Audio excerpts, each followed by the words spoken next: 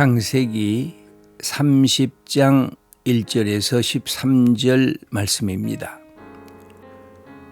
하나님 아버지, 가정의 가장으로 세우신 남편들이 먼저 변하게 하옵소서.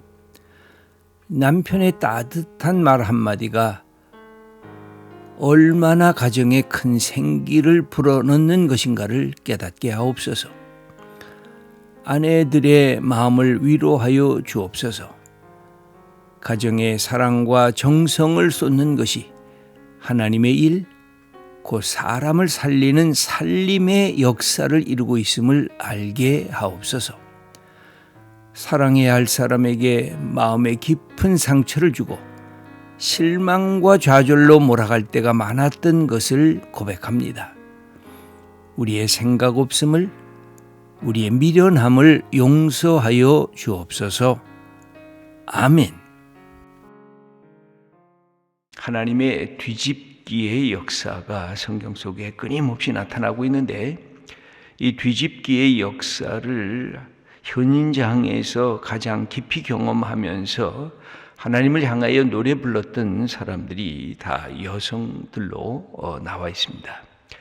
구약에 보면 모세의 누이였던 미리암의 노래가 그리했고, 똑같이 아들을 낳지 못해서 신음하고 있었던 한나, 사무엘의 어머니였던 한나가 그리했고, 그 다음에 신약에 들어오면 누가복음 1장에 기록이 되어 있는 예수님의 어머니인 마리아가 바로 이 하나님께서 인생에 연약하고 불행하고 불쌍한 자를 다시 세우시고, 인생에 스스로 잘났다고 내가 모든 것을 가졌다고 자랑하는 사람들의 그 모든 것을 낮추시는 하나님께서 하나님의 이 구원의 역사를, 낮은 자를 높여주시는 이 역사의 모습을 그려주고 있는데, 그것이 똑같게 다 여성들의 입에서부터 이렇게 나오는 것을 볼 수가 있습니다.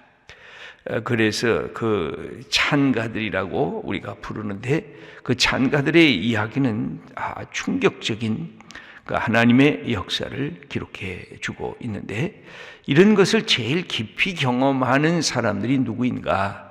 바로 여성들이 것이 틀림이 없습니다.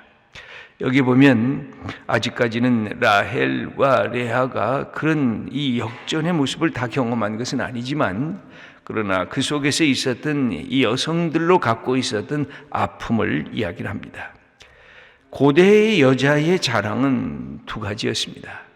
자기 자신이 갖고 있는 아름다움, 그리고 자기 자신이 갖고 있는 얼마나 내가 건강함으로 가사에 도움이 되는가 하는 그런 것이 고대 여인들의 자랑이었습니다. 또 하나는 결혼하고 나서 자녀를 얼마나 많이 낳을 수 있는가 하는 것, 그래서 자녀의 숫자는 곧 그 가문의 노동력을 확대하는 것이 되고, 부모가 나이가 들어 늙었을 때, 노동력을 잃어버렸을 때 자녀로부터 효도를 받는 하나의 수단이 된 것이 자녀라고 할 수가 있습니다. 그래서 아이를 많이 낳는 것은 아주 축복이었습니다. 요사이는 우리가 아이를 낳지 않아서 이게 개인의 차원이 아니라, 가정의 차원이 아니라 이게 국가의 차원에서 걱정을 하고 있고, 교회도 마찬가지입니다. 예수 믿는 우리 부모들이 경제적인 여력만 조금씩 되어가면 자녀를 많이 낳는 것이 저는 하나님의 뜻이라고 여깁니다. 다만 과거처럼 여성들이 자녀를 낳는 것에 너무 매여 있어서 여성들이 갖고 있는 삶의 이 특권들을 놓치는 것을 안타깝게 여기기 때문에, 이제는 남성들이 아이를 낳는 거야 당연히 여성들이 낳지만, 함께 돌보는 것이 과거의 아버지처럼 다 맡기는 것이 아니라 자녀 양육에 아버지들도 함께 어릴 때부터 참여해야 여성들이 마음 놓고 아이를 낳고 함께 자녀를 키울 수가 있습니다. 이 자녀를 낳는다고 하는 것은 여러 가지 의미가 있습니다.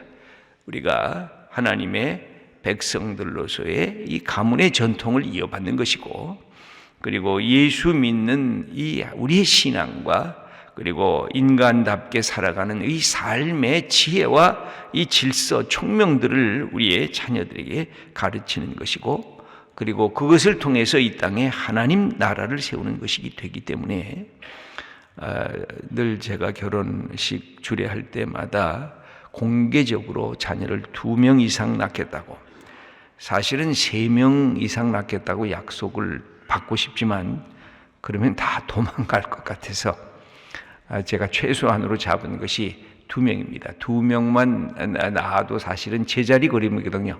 아빠, 엄마가 만나서 2명 낳으면 그게 뭐 제자리 걸음인데, 그래도 2명, 그래서 이상, 거기다 이상자를 붙였습니다.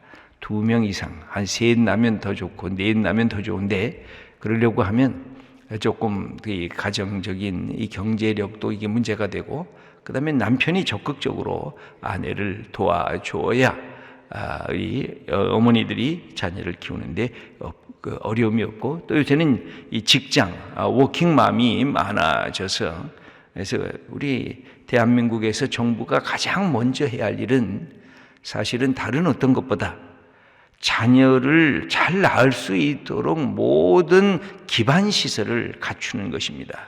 낳고 나면 보통 우리가 3개월 쉬게 되는데, 그것도 1년 쉴 수 있는 혜택이 보장된다든지 육아시설이 있다든지, 아마 이것이 제일 저는 정부가 해야 할 이 과제가 되어지지 아니하면 아이를 낳아도 어떻게 키울 수가 없는데, 이 워킹맘들은 직장에 나가야 되는데 이 아이를 낳으면서 키울 수 있는 모든 것들이 이게 막히니까 직장까지도 내려와야 되는 이 아픔들이 있는 것을 볼 수가 있습니다.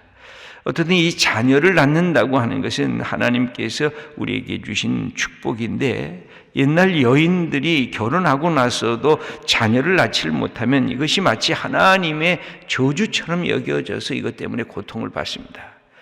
최근에 결과적으로 나타나는 의학적인 판단에 의하면 결혼하고서도 자녀를 낳지 못하는 이유가 여자에게 많이 있다기보다는 오히려 남성들에게 있다는 사실들이 더 많이 밝혀지고 있는 것을 생각한다면, 우리가 자녀 낳는 것도 하나님의 축복이요, 혹 결혼해서 자녀가 없다고 하더라도 그것이 여자의 탓이 아니라 함께 그것을 이겨나가야 할 부부의 해결이고 결단이어야 할 것으로 우리가 이렇게 나아가야 할 것입니다.